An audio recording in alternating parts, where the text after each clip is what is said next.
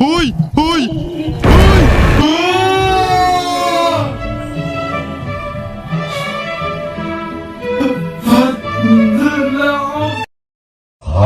What the heck?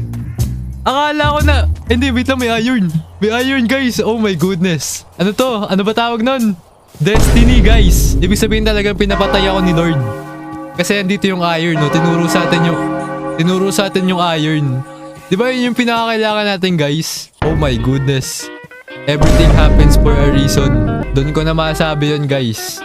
Okay lang mamatay ako, at least makakuha ako ng iron. Camper, pwede mo ba bigay sa akin yung sword mo? Tsaka shield. Di naman napapatay itong camper na to eh. Ito yung gamit natin, nice. Akala ko nandito banda, guys. Akala ko nandyan.